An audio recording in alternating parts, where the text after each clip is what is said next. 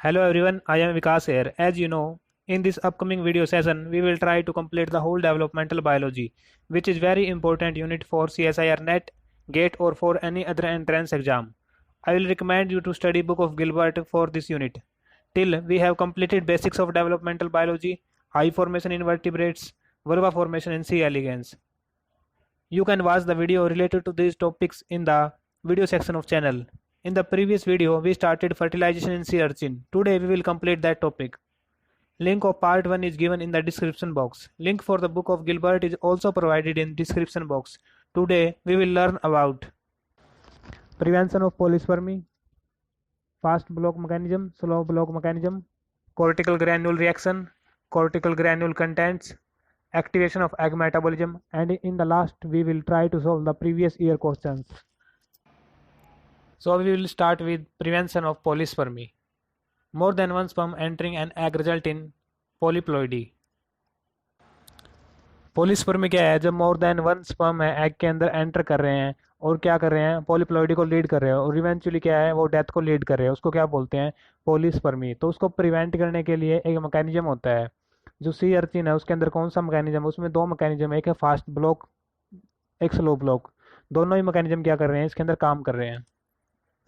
Fast block to पोलिस्पर्मी, इसके अंदर क्या है? Electrical change in egg cell membrane. Electrical change होगा एग सेल मेम्ब्रेन के अंदर। Found in sea urchin and frog, किस किस के अंदर मिल रहा है? सी अर्चिन और फ्रॉग के अंदर मिल रहा है। नॉट इन मैमल्स, मैमल्स के अंदर नहीं मिल रहा। Mostly in the external fertilisation cases, क्योंकि ये किस में मिल रहा है? जिसमें एक्सटर्नल फर्टिलाइजेशन होती है उस केस में क्या मिल रहा है? फास्ट ब्लॉक मैकेनिज्म मिल रहा है। यानी सी अर्चिन फ्रॉग है, इनके अंदर क्या है? एक्सटर्नल फर्टिलाइजेशन हो रही है, तो फास्ट ब्लॉक मैकेनिज्म मिल रहा है। Slow block to polyspermy by chemical और फिजिकल चेंजेस, मेम्ब्रेन के अंदर क्या है? केमिकल और फिजिकल चेंजेस होंगे एग के अंदर। फाउंड इन मैमल्स, किसके अंदर मिल रहा है? मैमल्स के केस में मिल रहा है। Mostly in the internal fertilisation cases, और क्या है? जिनके अंदर इंटरनल फर्टिलाइजेशन हो रही है उन केस में क्या मिल रहा है? स्लो ब्लॉक मैकेनिज्म मिल रहा है। Fast block to polyspermy, cell membrane provide a selective ionic barrier. अब जो सेल मेम्ब्रेन है वो क्या? सेलेक्टिव आयनिक बैरियर प्रोवाइड कर रहा है। जैसे नीचे डायग्राम में दिखाया हुआ है, सी वाटर के अंदर क्या है? सोडियम आयन की कंसंट्रेशन ज़्यादा होती है। As you know, sodium ion क्या होते हैं? सी वाटर में ज़्यादा होते हैं। और जो पोटासियम आयन है एज कम्पेयर टू कम होते हैं। लेकिन जो साइटोप्लाज्म है, साइटोप्लाज्म के अंदर क्या है? पोटेशियम आयन कंसंट्रेशन ज़्यादा है और जो सोडियम आयन कंसंट्रेशन क्या है? लो है। सी वाटर हाई सोडियम, लो पोटासियम रिलेटिवली। साइटोप्लाज्म लो सोडियम, हाई पोटासियम रिलेटिवली। तो अब क्या होगा? जैसे ही स्पर्म की बाइंडिंग होती है एग से, तो क्या होगा? जो मेम्ब्रेन का पोटेंशियल था उसके अंदर चेंज आएगा। जब इनिशियल कंडीशन में क्या था? सोडियम, सी वाटर में सोडियम की कंसंट्रेशन ज़्यादा थी और पोटेशियम की कंसंट्रेशन कम थी। तो इसकी वजह से क्या मेंटेन हुआ था? एक पोटेंशियल मेंटेन हुआ था मेम्ब्रेन के अंदर। ये पोटेंशियल कितना था? -70 मिली वोल्ट का मेम्ब्रेन पोटेंशियल था ये। जैसे ही क्या हुआ, स्पर्म की बाइंडिंग हुई तो सोडियम आयन क्या हुआ? अंदर जाना स्टार्ट हो गई। यानी साइटोप्लाज्म के अंदर सी वाटर से सोडियम आयन क्या करना? मूव करना स्टार्ट करते हैं, क्योंकि बाहर क्या है? जो सोडियम की कंसंट्रेशन है वो ज़्यादा है। जैसे ही स्पर्म की बाइंडिंग हुई, सोडियम आयन क्या हो गए? अंदर जाना स्टार्ट हो गए। और जो ये पोटेंशियल था, ये पोटेंशियल क्या हो जाएगा? पॉजिटिव की तरफ शिफ्ट हो जाएगा, क्योंकि अंदर पॉजिटिव चार्ज जा रहा है। तो क्या होएगा? ये पोटेंशियल है पॉजिटिव की तरफ शिफ्ट हो जाएगा। जैसे हम बोल सकते हैं -70 था, धीरे धीरे क्या हो जाएगा? 0 हो जाएगा। और फिर क्या है? बाद में +20 मिली वोल्ट तक क्या है? ये शिफ्ट हो जाएगा। sperm binding causes Na positive influx 1-3 second after sperm binding membrane potential shift to +20 millivolt. 1 से 3 सेकंड, जैसे ही स्पर्म की बाइंडिंग होती है 1 से 3 सेकंड के बाद क्या है? कहाँ शिफ्ट हो जाएगा? +20 मिलीवोल्ट की तरफ शिफ्ट हो जाएगा। This is transient mechanism as after 1 minute membrane is repolarise. ये क्या है? एक ट्रांजिएंट मैकेनिज्म है, क्योंकि अबाउट 1 मिनट तक क्या है? ये जो फास्ट ब्लॉक पोलिस्पर्मी का मैकेनिज्म है ये काम करता है 1 मिनट तक। उसके बाद क्या है? मेम्ब्रेन दोबारा से रीपोलराइज होना स्टार्ट हो जाता है। जैसे नीचे ग्राफ में दिखाया हुआ है, जैसे ही क्या हुआ? स्पर्म की बाइंडिंग हुई, स्पर्म एडिड, तो क्या है? पहले इनिशियल स्टेट में क्या था? जो -70 मिली वोल्ट है वहाँ पर क्या थे? मेम्ब्रेन का पोटेंशियल था। जैसे ही स्पर्म की बाइंडिंग हुई तो ये क्या हुआ? जो मेम्ब्रेन पोटेंशियल था ये क्या हुआ? बढ़ना स्टार्ट हुआ, पॉजिटिव की तरफ जाना स्टार्ट हुआ। और कहाँ तक गया? 0 तक गया। फिर 0 के बाद क्या है? +20 तक गया। +20 के बाद क्या है? ये कब तक रहेगा? अबाउट 60 सेकंड या फिर 80 सेकंड तक रहेगा। उसके बाद क्या है? वापस डिक्लाइन होना स्टार्ट हो जाएगा। यानी इसी को बोल रहा है this is transient mechanism. After 1 minute membrane is repolarise. 1 minute के बाद क्या? मेम्ब्रेन दोबारा से रीपोलराइज हो जाएगा। N A positive concentration is inversely proportional to polyspermy chance. अब क्या है, जो सेकंड राइट हैंड पे जो ये दिखाया हुआ है कंसंट्रेशन, सोडियम की कंसंट्रेशन है और पॉलीस्पर्मिक एग की परसेंटेज है, तो हम कह सकते हैं जो सोडियम की जितनी ज़्यादा सोडियम की कंसंट्रेशन होगी सी वाटर के अंदर, तो पॉलीस्पर्मिक जो एग की परसेंटेज है उतनी क्या होगी, कम होगी। यानी अगर क्या है पॉलीस्पर्मिक की कंडीशन को स्टॉप करवाना है तो सी वाटर में ज़्यादा से ज़्यादा क्या होना चाहिए, सोडियम आयन की कंसंट्रेशन होनी चाहिए। तो वही बोला है N A positive concentration is inversely proportional to the polyspermic chance. जैसे इनिशियल स्टेट में क्या है 490 सोडियम आयन की कंसंट्रेशन है, तो क्या होगा पॉलीस्पर्मिक एग 22% है पॉलीस्पर्मिक एग होने के। जैसे क्या है सोडियम की अमाउंट है कम हो रहा है, 50 हो गया, सबसे नीचे क्या है 50 शो गया हुआ है, तो पॉलीस्पर्मिक के चांस क्या है 100% है, क्योंकि सोडियम की कंसंट्रेशन क्या है बहुत कम है सी वाटर के अंदर, तो पॉलीस्पर्मिक एग होने की परसेंटेज क्या हुई, बढ़ गई, यानी 100% तक चली गई। तो ये क्या था फास्ट ब्लॉक मैकेनिज्म का, इसका मैकेनिज्म था फास्ट ब्लॉक टू पॉलीस्पर्मी का, कि किस तरीके से वो काम कर रहा है। एक ट्रांजिएंट मैकेनिज्म है, इसके बाद क्या है परमानेंट नहीं है, इसके लिए परमानेंट के लिए कुछ ना कुछ नीड होगी, उसके लिए क्या कौन सा मैकेनिज्म की नीड होती है, स्लो ब्लॉक मैकेनिज्म है उसकी नीड होती है। Slow block to polyspermy. The fast block of polyspermy is transient since membrane potential of sea urchin egg remain positive for about a minute. तो ये ट्रांजिएंट है, सिर्फ 1 मिनट तक ही क्या है ये एक्टिव रहेगा, इसी तक ये मेम्ब्रेन पॉजिटिव रहेगा। This brief potential shift is not sufficient to prevent the polyspermy permanently. और जो ये ब्रीफ पोटेंशियल है तो ये क्या है, is not sufficient to prevent the polyspermy permanently. Permanently क्या है, इसको पॉलीस्पर्मी को प्रिवेंट नहीं कर सकता। And polyspermy can still occur if the sperm bound to vitelline envelope are not somehow removed. अगर जो विटलाइन एनवेलप से पहले ही स्पर्म प्रेजेंट है उनको रिमूव नहीं किया गया तो क्या है पॉलीस्पर्मी प्रिवेंट नहीं हो सकेगी। This sperm removal is accomplished by the cortical granule polyspermy. तो ये जो cortical granule polyspermy slow block mechanism है, इसी को क्या बोलते हैं, कॉर्टिकल ग्रैन्यूल पॉलीस्पर्मी बोलते हैं। ये स्लो ब्लॉक मैकेनिज्म को ही बोल रहा है। स्लो ब्लॉक मैकेनिज्म में क्या होगा, जो एग है, एग के अंदर क्या होगी कैल्शियम आयन की कंसंट्रेशन है, साइटोप्लाज्म के अंदर कैल्शियम आयन कंसंट्रेशन बढ़ जाएगी। कैल्शियम आयन की कंसंट्रेशन बढ़ने से क्या होगा, जो इनके वेसिकल्स हैं, वेसिकल्स के अंदर क्या होगा, वेल जो इसके सो जो एग के अंदर कॉर्टिकल ग्रैन्यूल्स हैं, कॉर्टिकल ग्रैन्यूल्स क्या है, जो पेरीफ्री पे जैसे हमने डायग्राम में देखा था पेरीफ्री पे लाई करते हैं, तो इनके मेम्ब्रेन है, मेम्ब्रेन क्या हो जाएगा, जैसे ही कैल्शियम आयन की कंसंट्रेशन है वो बढ़ेगी तो मेम्ब्रेन क्या हो जाएगा, जो कॉर्टिकल ग्रैन्यूल का मेम्ब्रेन है वो जो एग मेम्ब्रेन है उससे फ्यूज हो जाएगा और बाद में क्या हो जाएगा रप्चर हो जाएगा और अपना सारा का सारा कंटेंट क्या कर देगा वहाँ पे रिलीज कर देगा। तो इसके लिए क्या है स्लाइड्स में, इस स्लाइड में दिखाया हुआ है स्पर्म कॉन्टैक्ट एंड फ्यूजन। जैसे स्पर्म और कॉन्टैक्ट का क्या होगा, फ्यूजन होगा, जी प्रोटीन का एक्टिवेशन हो जाएगा, जिससे क्या होगा एसआरसी का एक्टिवेशन होगा। एसआरसी के एक्टिवेशन से क्या है फॉस्फोलाइएसी का एक्टिवेशन होगा। जैसे ही फॉस्फोलाइएसी का एक्टिवेशन होगा ये क्या करेगा, पीआईपी2 है फॉस्फो जो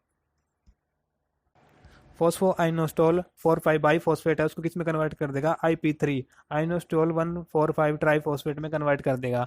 ये क्या करेगा कैल्शियम का रिलीज करवाएगा, IP3 पाथवे है वो, IP3 पाथवे के थ्रू क्या है IP3 रिसेप्टर पे जाके काम करेंगे और ये क्या है कैल्शियम का रिलीज करवाएंगे। जैसे ही कैल्शियम का रिलीज होगा तो कॉर्टिकल ग्रैन्यूल का क्या हो जाएगा, एक्सोसाइटोसिस हो जाएगा, यानी कॉर्टिकल ग्रैन्यूल्स क्या हो जाएंगे, रप्चर हो जाएंगे। और कॉर्टिकल ये क्या किसको लीड करेंगे, slow block to polyspermy. Polyspermy को क्या कर रही है, लीड कर रहे हैं। ऐसी राइट हैंड साइड है उस पर यही डायग्राम में यही शो कर रखा है। जैसे ही स्पर्म की बाइंडिंग हुई, बाइंडिंग रिसेप्टर है, उसके लिए रिसेप्टर है स्पर्म रिसेप्टर, उसके बाद क्या है टायरोसिन काइनेज का एक्टिवेशन होगा, फिर क्या है पीएलसी का एक्टिवेशन होगा, फॉस्फोलाइएसी का, ये क्या करेगा जो पीआईपी2 है उसको किस में कन्वर्ट करवा देगा, IP3 में कन्वर्ट करवा देगा। IP3 कन्वर्ट होता है जैसे ही IP3 रिसेप्टर को क्या करवा देगा कैल्शियम जो एंडोप्लाज्मिक रेटिकुलम से क्या है साइटोप्लाज्मिक कैल्शियम का रिलीज करवा देगा और क्या है स्लो ब्लॉक पॉलीस्पर्मी को लीड करेगा। Cortical granule reaction, chemical and mechanical block, इसके अंदर क्या आता है केमिकल और मैकेनिकल ब्लॉक आता है। Active 1 minute after the sperm egg fusion, जैसे ही क्या है स्पर्म की एग के साथ फ्यूजन हुआ था उसके 1 मिनट बाद एक्टिव होगा, क्योंकि पहले क्या कर रहा था जो फास्ट ब्लॉक मैकेनिज्म है वो काम कर रहा था। Cortical granules are present just beneath the plasma membrane, कहाँ प्रेजेंट होते हैं, जो प्लाज्मा मेम्ब्रेन है उसके नीचे प्रेजेंट हुए हैं होते हैं। 15,000 ग्रैन्यूल्स पर अर्चिन सी एग उसके अंदर देखे गए हैं, 1 micrometre in diameter. Sperm entry initiates fusion of cortical granule membrane with the egg cell membrane. तो क्या होगा जो स्पर्म की एंट्री होती है उससे कॉर्टिकल ग्रैन्यूल मेम्ब्रेन और जो एग सेल मेम्ब्रेन है उनका क्या हो जाएगा फ्यूजन हो जाएगा। Cortical granule content is release into the space between the cell membrane and vitelline envelope. तो अब जो इसका कंटेंट था वो कहाँ जाएगा, सेल मेम्ब्रेन और विटलाइन एनवेलप के बीच जो स्पेस है, मतलब कि जो प्री वेटलाइन स्पेस है उसके अंदर क्या करते हैं सारा का सारा कंटेंट रिलीज कर दिया जाएगा। जैसे स्लाइड में दिखाया हुआ है कि जो जैसे ही स्पर्म की बाइंडिंग हुई, स्पर्म की बाइंडिंग से क्या होगा जो विटलाइन स्पेस है इसके अंदर क्या है सारा का सारा प्री विटलाइन स्पेस है, इसके अंदर सारा का सारा जो कंटेंट है वो रिलीज कर दिया जाएगा। ये नीचे जो कॉर्टिकल ग्रैन्यूल्स दिखाए हुए हैं right hand left hand side की तरफ, जैसे जैसे हम प्रोसीड कर रहे हैं आगे, जैसे फोर्थ कॉर्टिकल ग्रैन्यूल में क्या है, रप्चर होना स्टार्ट हो गया और सारा कंटेंट क्या कर दिया इसने, रिलीज कर दिया है प्री विटलाइन स्पेस के अंदर। नेक्स्ट है cortical granule contents. Cortical granule content जो रिलीज किया है प्री विटलाइन स्पेस के अंदर, इसके अंदर क्या क्या होता है, इसके अंदर मेनली क्या है, फोर सिक्रीशन आएंगी। कौन कौन सबसे पहले आएगी, कॉर्टिकल ग्रैन्यूल सिराइन प्रोटिएजेज। जो सिराइन प्रोटिएजेज है उस क्या होता है इसके अंदर प्रेजेंट होता है। प्रोटिएज का काम क्या है, ये क्या करेगा, dissolve protein connection between the envelope and the membrane. जो एनवेलप जो विटलाइन एनवेलप है और जो स्पर्म का मेम्ब्रेन है, उनके बीच में कोई भी जो प्रोटीन के कनेक्शन है उनको क्या कर देगा, डिजोल्व करवा देगा। Clip of binding receptor and connected sperm, जो स्पर्म विटलाइन मेम्ब्रेन से कनेक्टेड थे उनको क्या करवा देगा, रिमूव करवा देगा। जो बाइंडिंग रिसेप्टर के थ्रू कनेक्टेड थे उनको क्या करवा देगा, क्लिप ऑफ करवा देगा, यानी कि रिमूव करवा देगा। इंपॉर्टेंट रोल प्ले कर रहा है सिराइन प्रोटिएजेज। नेक्स्ट सेकंड है mucopolysaccharide, sticky compound produce osmotic pressure. एक स्टिकी कंपाउंड है जो ऑस्मोटिक प्रेशर को प्रोड्यूस कर रहा है। वाटर रसेज इन, तो क्या होगा, वाटर की इनसाइड मूवमेंट होगी और विटलाइन एनवेलप क्या हो जाएगा, रेज हो जाएगा। और क्या है, and form the fertilization envelope, और क्या है, फर्टिलाइजेशन एनवेलप की फॉर्मेशन करवा देगा। जैसे स्लाइड में दिखाई दे रहा है जो वाटर है, वाटर क्या कर रहा है, इनर साइड में मूव कर रहा है और क्या हो रहा है, जो विटलाइन एनवेलप है वो क्या हो रहा है, रेज हो रहा है और क्या है, फर्टिलाइजेशन एनवेलप की फॉर्मेशन कर रहा है। थर्ड है peroxidases, oxidizes and cross links tyrosines hardens the fertilization envelope. यानी ये क्या करता है, जो टायरोसिन्स है उनको क्या करवा देगा, ऑक्सीडाइज करवा देगा और सॉरी क्रॉस लिंकिंग करवा देगा टायरोसिन्स की। क्रॉस लिंकिंग से क्या हो जाएगा, जो फर्टिलाइजेशन एनवेलप है वो क्या हो जाएगा, हार्ड हो जाएगा। इसका पूरा का पूरा मैकेनिज्म क्या होता है, जो UDX1 एंजाइम है वो क्या करेगा, फॉर्मेशन में हेल्प करता है ट्रांस ग्लूटामिनेज की और ओवोपर ऑक्सीडेजेज की। पहले क्या करेगा, UDX1 एंजाइम होगा वो क्या करवाएगा, ट्रांस ग्लूटामिनेज की फॉर्मेशन करवाएगा और ओवर ओवोपर ऑक्सीडेजेज की फॉर्मेशन करवाएगा। उसके बाद क्या है, जो TG है यानी ट्रांस ग्लूटामिनेज और ओवो पर ऑक्सीडेज है, ये क्या करेंगे, क्रॉस लिंकिंग करवाएंगे टायरोसिन की। जिससे क्या होगा, जो विटलाइन एनवेलप था उसकी हार्डनिंग करवा देंगे और विटलाइन एनवेलप किस में कन्वर्ट हो जाएगा, फर्टिलाइजेशन एनवेलप के अंदर कन्वर्ट हो जाएगा। यानी जैसे स्लाइड में दिखाई दे रहा है, UDX1 एंजाइम है, UDX राइट हैंड की तरफ दिखाई दे रहा है स्लाइड में। जो UDX1 एंजाइम है ये क्या करेगा, OVOP और TG है इसकी फॉर्मेशन करवा देगा और ये जो TG और OVOP है ये क्या करवा देंगे, टायरोसिन की क्रॉस लिंकिंग करवा देंगे और जो क्या है, फर्टिलाइजेशन एनवेलप की हार्डनिंग में इंपॉर्टेंट रोल प्ले करते हैं। नेक्स्ट जो फोर्थ जो सिक्रीशन है वो क्या है, hyaline. Hyaline forms a coating around the egg hyaline layer. Egg extend elongated microvilli whose tips attach to hyaline layer which provide the support for blastomere cleavage during the cleavage. ये क्या है, cleavage के time पे blastomere के cleavage के जो first cleavage है उस टाइम पे क्या है, सपोर्ट प्रोवाइड करती है हाइलाइन और कोटिंग फॉर्म कर देती है, एक हाइलाइन की लेयर फॉर्म कर देती है एग के अराउंड। Calcium role in cortical granule reaction, क्या क्या कैल्शियम का रोल था cortical granule reaction. Mechanism is similar to acrosomal reaction, जैसे एक्रोजोमल रिएक्शन हुई थी स्पर्म के अंदर, सेम टू सेम वही है। उसी तरीके से मेम्ब्रेन का फ्यूजन करवा रही है और फिर कंटेंट को रिलीज करवा रही है। At fertilization egg cytoplasm calcium rises, fertilization के टाइम क्या है, साइटोप्लाज्मिक कैल्शियम और राइज हो जाएगा। High calcium causes cortical granule membrane to fuse with the cell membrane, दोनों का जो कॉर्टिकल ग्रैन्यूल मेम्ब्रेन और एग मेम्ब्रेन का फ्यूजन होगा। और causes advancing cortical granule exocytosis, जो कॉर्टिकल ग्रैन्यूल है उसका क्या करवा देगी, एक्सोसाइटोसिस करवा देगी, यानी कंटेंट है वो रिलीज कर देगा। इसी को क्या बोल रहे हैं, स्लो ब्लॉक मैकेनिज्म बोल रहे हैं। एक्टिवेशन ऑफ एग मेटाबॉलिज्म, अब क्या है, जो एग मेटाबॉलिज्म है उसके अंदर कौन कौन से स्टेप पड़ेंगे। Fertilization result in merging of two haploid nuclei, दोनों हैप्लॉइड न्यूक्लियाई वो क्या कर जाएंगी, मर्ज कर जाएंगी। Initiating process that start development, अब क्या डेवलपमेंट की प्रोसेस स्टार्ट हो जाएगी। These events happen in the cytoplasm and occur without the nuclear involvement, कहाँ हो रहे हैं, साइटोप्लाज्म के अंदर हो रहे हैं और कोई न्यूक्लियर इन्वॉल्वमेंट नहीं होती। Sperm fusion activate egg metabolism and stimulates A pre programmed set of metabolic event into action. Sperm का जो फ्यूजन है वो क्या कर रहा है, एग मेटाबॉलिज्म को स्टार्ट कर रहा है और पूरा का पूरा जो प्रोग्राम्ड मेटाबॉलिक इवेंट है वो चलते हैं। Early responses occur with in second of cortical reactions, with in seconds क्या होंगे, अर्ली रिस्पॉन्स होते हैं और लेट रिस्पॉन्स क्या है, विद इन मिनट्स हैं फर्टिलाइजेशन के बाद वो क्या होते हैं, लेट रिस्पॉन्स। तो इस टेबल के अंदर दिखाया हुआ है अर्ली रिस्पॉन्सेज के अंदर जैसे स्पर्म और एग की बाइंडिंग हुई 0 सेकंड के अंदर हो जाती है और फास्ट ब्लॉक मैकेनिज्म है वो क्या है, विद इन 1 सेकंड वर्क करना स्टार्ट कर देता है।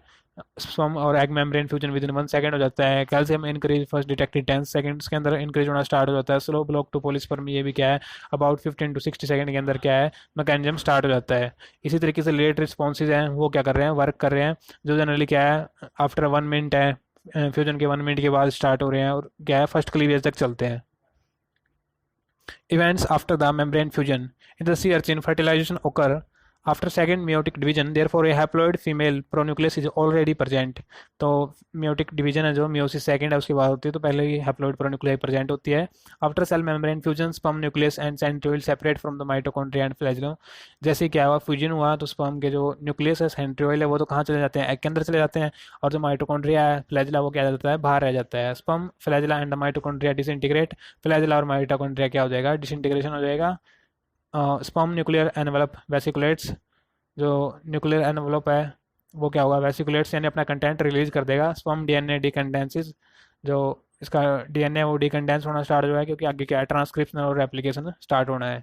The sperm pronucleus rotates 180 degree result in sperm centriole between the sperm and egg pronucleus. अब क्या होगा, स्पर्म का जो प्रोन्यूक्लियस था वो क्या होगा 180 डिग्री रोटेट होगा ताकि जो स्पर्म का सेंट्रियोल है वो कहाँ आ जाए, स्पर्म और एग के प्रोन्यूक्लिया के बीच में आ जाए, और क्या है माइक्रोट्यूबुल ऑर्गेनाइजिंग सेंटर की तरह वो एक्ट करे और एस्टर को फॉर्म करना स्टार्ट कर दे.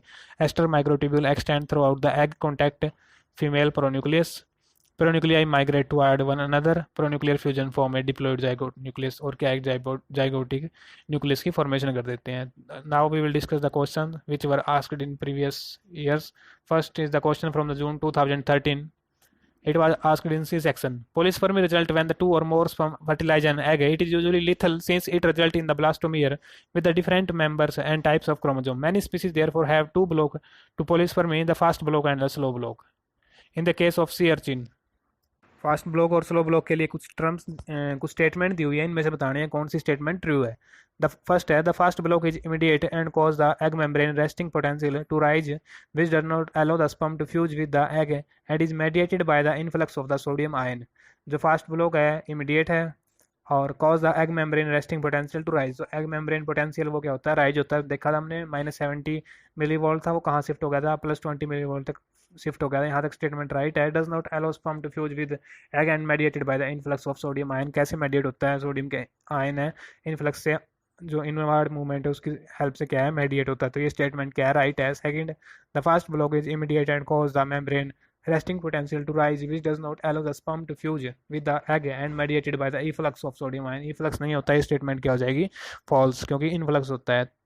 Third statement the slow block और the cortical granule reaction is mediated by the calcium ion. Right है. स्लो ब्लॉक मैकेनिज्म किसकी हेल्प से होता है, कैल्शियम आयन की हेल्प से होता है. द स्लो ब्लॉक और द फोर्थ है cortical granule reaction is mediated by the potassium ion. Potassium ion का कोई रोल नहीं होता स्लो ब्लॉक में. तो ये स्टेटमेंट क्या है, फॉल्स है. राइट क्या हो जाएगी, फर्स्ट एंड थर्ड, यानी A will be its answer. Next is question from December 2016. Consider the following event which occur during the fertilization of sea urchin egg. Resect spect or peptide released from the egg jelly and help in the sperm attraction. तो ये statement right है. Second, bindin and the acrosome protein interact in species specific manner with the egg. ये भी right है. Species specific में क्या है, बाइंडिन का इंपॉर्टेंट रोल होता है. Third, A respiratory burst occur during the cross linking of the fertilization envelope where a calcium dependent increase in oxygen level is observed. Cross linking जो फर्टिलाइजेशन एनवलप के अंदर होती है वो बहुत बाद होती है, तो ये स्टेटमेंट फॉल्स है. और जो कैल्शियम डिपेंडेंट इंक्रीज है वो क्या कह रहा है, इसने ऑक्सीजन के लेवल को इंक्रीज कर देता है. ये स्टेटमेंट भी क्या है, फॉल्स है. फोर्थ स्टेटमेंट है IP3 which is formed at the site of sperm entry sequesters calcium leading to the cortical granule exocytosis. Sequesters का मतलब क्या होता है, हाइड करना. तो IP3 क्या बोला इसने, हाइड करता है. ये स्टेटमेंट भी क्या है, फॉल्स है. IP3 कैल्शियम को हाइड नहीं करेगा बल्कि वो एक्सपोज करवाएगा ताकि कैल्शियम क्या है स्लो ब्लॉक मैकेनिज्म में हेल्प कर सके. तो three in my opinion third and fourth statement और रॉन्ग वही बताना था विच इज नॉट ट्रू. तो third and in my opinion third and fourth statement are not true. Next is question from December 2017. Fertilization in the sea urchin involves interaction of the sperm binding with its receptor EBR1, a 350 kilodalton glycoprotein on the egg vitline membrane. The plot give below show the status of the membrane potential and level of the EBR1, sodium and potassium in an unfertilized egg. तो जो fast block mechanism है उसी का graph show किया हुआ है इसने और उसी के बारे में बोल रहा है. तो जो इनिशियल स्टेज है, इनिशियल स्टेज में क्या होता है वही शो किया हुआ है. -70 ग्राफ के अंदर -70 millivolt membrane potential show किया हुआ है और जो सोडियम का कंसंट्रेशन है वो वेरी लो शो की हुई है एग के अंदर, साइटोप्लाज्म के अंदर. और जो पोटेशियम है, पोटेशियम की लेवल कंपैरेटिवली हाई शो कर रखी है, और ये Br1 है उसकी कंसिडरेशन हाई कर रखी है। तो which of the following graph represent the condition with an egg 1-3 second after the fertilization, कौन सा ग्राफ क्या है शो कर रहा है। तो पहले क्या होता है, जो मेम्ब्रेन पोटेंशियल है वो क्या होगा, राइज होगा। तो हमें पहले पोटेंशियल देखना होगा किस के अंदर राइज हो रहा है। पहले तीनों ग्राफ के अंदर क्या है, पोटेंशियल राइज हो रहा है, फोर्थ में डिक्रीज हो रहा है, तो फोर्थ तो वैसे ही क्या हो गया, कैंसिल हो गया। अब पहले तीनों में से क्या है हम देखेंगे, जो पोटासियम का लेवल है वो क्या है, उसके ऊपर कोई इफेक्ट नहीं पड़ता। तो पोटेशियम का लेवल किसके अंदर सेम है, सी जो ग्राफ इसके अंदर क्या है, पोटेशियम का लेवल सेम है, और जो सोडियम का लेवल किस में इंक्रीज हुआ है, तो जो सी डायग्राम इसी के अंदर क्या है, सोडियम का लेवल इंक्रीज हुआ है। तो आंसर क्या हो जाएगा, C will be its answer. Next is question from the June 2018. It was asked in B section. Fertilization in sea urchin egg involve the calcium release from the endoplasmic reticulum for the cortical granule reactivation. The major molecule responsible for releasing the calcium from the intercellular stores is. तो किसकी help से calcium का release हो रहा है, जो आइनोस्टोल 1,4 triphosphate है, IP3 है, इसकी हेल्प से कैल्शियम का रिलीज होता है। C will be its answer. To make notes, download the PDF of the today's topic. Link is provided in the description box. Thanks for watching and keep supporting me with like. Thank you so much.